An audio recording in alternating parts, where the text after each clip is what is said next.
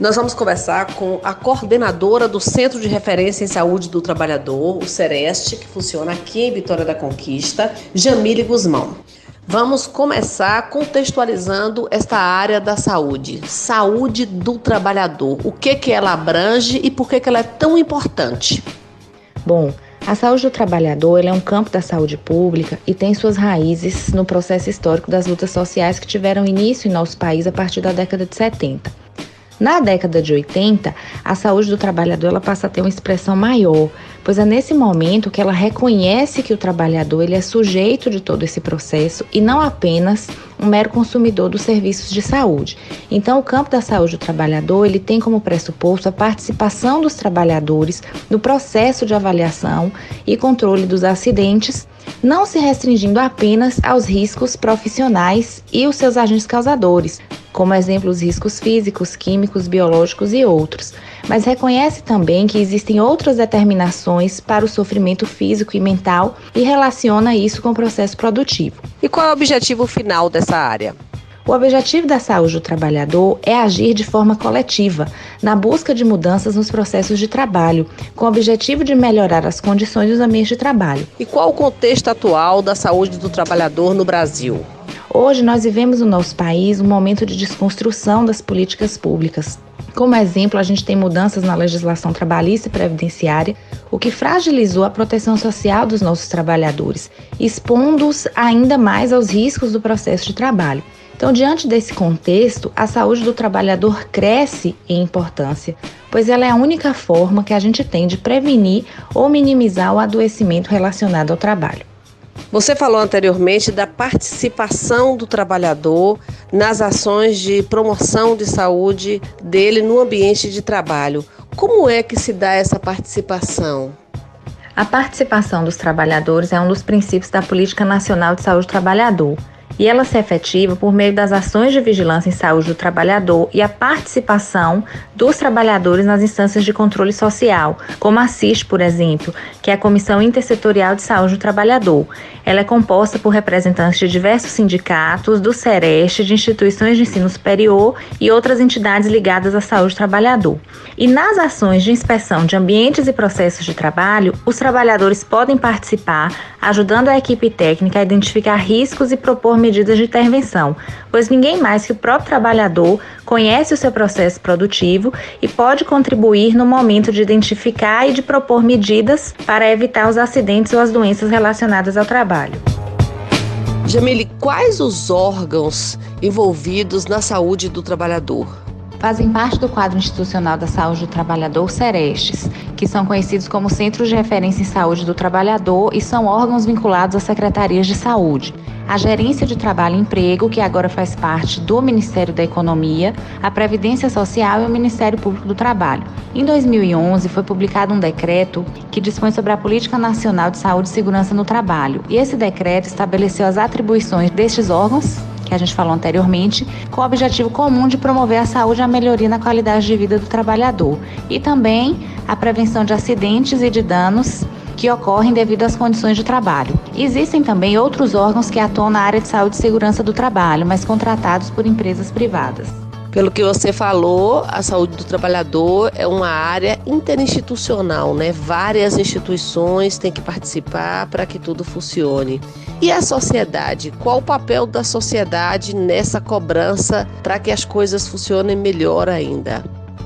O entendimento é esse mesmo, Luciana. Para que a saúde do trabalhador funcione, é preciso que haja uma articulação intra e intersetorial. É fundamental a gente pensar e discutir o trabalho e buscar esforços para que a gente possa melhorar as condições de saúde e segurança nos ambientes laborais. É um objetivo que indica a necessidade de estabelecer um diálogo e uma cooperação entre os órgãos governamentais, a sociedade e também representantes dos trabalhadores e empregadores, para que se possa estabelecer e aplicar práticas que garantam a saúde e segurança nos ambientes de trabalho.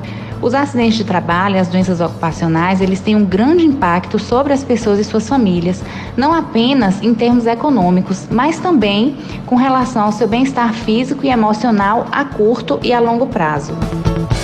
Jamile, qual a área de abrangência do Sereste? Nossa região de saúde compreende 19 municípios e são esses municípios que fazem parte da área de abrangência do Sereste de Vitória da Conquista. Então o Sereste é um centro regional, ele está localizado no município de Conquista, mas a gente presta assistência para esses 19 municípios. E como são os registros de doenças, agravos e acidentes de trabalho nessa área?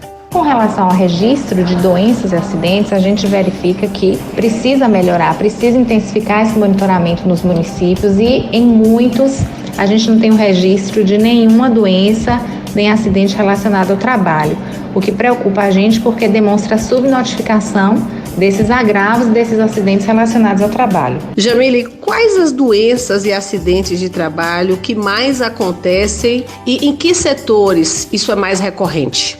Com relação às doenças relacionadas ao trabalho e os acidentes de trabalho, a gente teve no ano de 2019 um total de 503 notificações. A maior parte dessas notificações está concentrada aqui no município de Vitória da Conquista. E desse total, 93 foram notificações de doenças relacionadas ao trabalho, que compreende as lerdorte, transtorno mental, perda auditiva induzida por ruído, dermatoses ocupacionais e as doenças respiratórias, que a gente denomina de pneumoconioses. E quanto aos acidentes graves de trabalho, Jamile?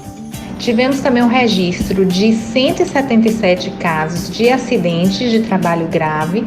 Esses acidentes de trabalho grave, boa parte deles, eu diria que por volta aí de 70%, ocorrem no setor da construção civil, principalmente com os pedreiros, por conta das quedas, né? É o índice que a gente mais registra aqui com relação aos acidentes de trabalho. Registramos também 219 casos de acidente com material biológico que ocorrem com os profissionais de saúde, acidente com pérfuro cortante seria um exemplo, e casos de intoxicação ocupacional, que a gente vai ter esse registro aí muito voltado ao manuseio de agrotóxicos, principalmente na população de zona rural, e tivemos também um registro grande no ano passado de agentes de endemias que se contaminaram durante a mudança do produto. Jamile, ontem você falou aí dos números de acidentes e mortes dos trabalhadores. Isso é só um problema da empresa ou me parece que tem também aí alguma coisa cultural? As empresas às vezes reclamam do não uso dos EPIs por parte dos empregados. Existe uma responsabilidade também do empregado e da sociedade nesses acidentes? Luciana, veja só. Os acidentes de trabalho, culturalmente, são vistos como fatalidades, como incidentes, como algo que simplesmente aconteceu. Mas nós que somos do campo da saúde do trabalhador, partimos do princípio que todos os acidentes de trabalho, eles são previsíveis e, portanto, preveníveis. Por quê? Porque a gente entende que as condições que vão determinar a ocorrência daquele acidente já estão presentes ali antes que ele aconteça. Então, o que é necessário? Uma análise de risco, uma identificação, para que a gente possa fazer um mapeamento, identificar os riscos que estão ali envolvidos no desenvolvimento da atividade daquele trabalhador e adotar medidas preventivas para evitar que esse acidente aconteça. É muito recorrente os empregadores dizerem que existe uma resistência do empregado em usar o equipamento de proteção individual, os EPIs. Quando você fala com relação ao uso dos equipamentos de proteção individual, muitos trabalhadores de fato têm resistência em utilizar, mas por quê? São incômodos e muitas vezes eles não têm a compreensão real do que aquele equipamento de proteção representa. A legislação, ela garante que o empregador, ele é responsável por fornecer e fiscalizar o uso dos equipamentos de proteção individual e treinar o trabalhador para o uso também. Mas antes da gente centrar a prevenção dos acidentes de trabalho, prevenção da ocorrência dos acidentes de trabalho no uso de equipamentos de proteção individual, a gente observa também o fornecimento dos equipamentos de proteção coletiva, que garantem a prevenção da ocorrência do acidente não apenas para aquele indivíduo, mas para todo o coletivo de trabalhadores. O uso do equipamento de proteção individual deve ser a última medida para evitar a ocorrência dos acidentes de trabalho. O ideal é que se tome providências anteriores para evitar a ocorrência. Então, está passada aí a fórmula, as dicas valiosas. Ações educativas, ações preventivas, usos de equipamentos coletivos e individuais. Isso talvez evite milhares de acidentes e doenças do trabalhador. Pelo que a gente vem conversando, é perceptível que são necessárias ações de prevenção, de educação, de fiscalização e de assistência também ao trabalhador para a preservação da saúde dele nos ambientes de trabalho. Vamos começar pela questão da fiscalização, Jamile. Quais são os órgãos que fazem essa fiscalização e como se dá essa fiscalização aqui na nossa região? Luciana, as ações de fiscalização são realizadas hoje pelo Sereste e pelo Ministério do Trabalho, que agora é chamado de Gerência de Trabalho e Emprego, onde estão os auditores fiscais do trabalho. Mas eles só podem realizar as ações de fiscalização nas empresas regidas pelas consolidações das leis do trabalho. E o Sereste não.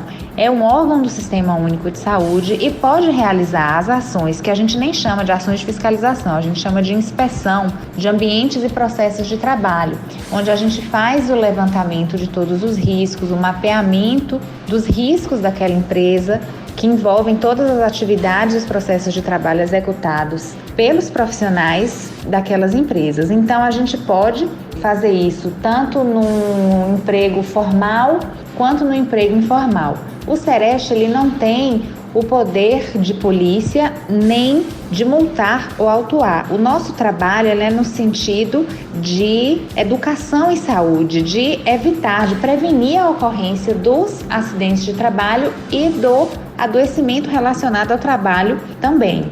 Quantas ações educativas e esclarecedoras quanto aos ambientes de trabalho, aos usos dos EPIs e etc., e aos próprios riscos? Quem deve fazer as ações de educação no âmbito das empresas? Hoje, as ações de inspeção do Sereste, as ações de fiscalização, elas têm sido realizadas em parceria com o Ministério Público do Trabalho.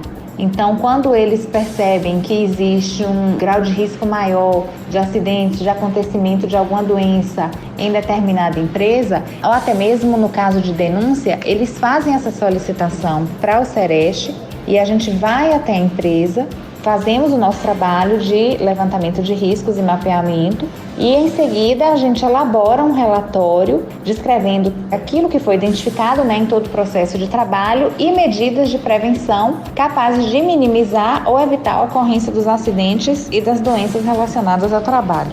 E no que tange à assistência ao trabalhador, os hospitais, os órgãos de saúde, eles estão preparados para fazer as notificações adequadas e também dar a assistência necessária ao trabalhador? Hoje a gente atua no serviço de saúde na lógica da rede de atenção à saúde. Então a gente tem aí as unidades de saúde da família, unidades básicas de saúde como pontos centrais dessa rede de assistência, que devem receber inicialmente qualquer usuário, seja trabalhador ou não, e esse usuário ele deve ser encaminhado para os serviços de referência, que pode ser um serviço de saúde mental, um serviço de saúde do trabalhador ou o próprio serviço de urgência e emergência.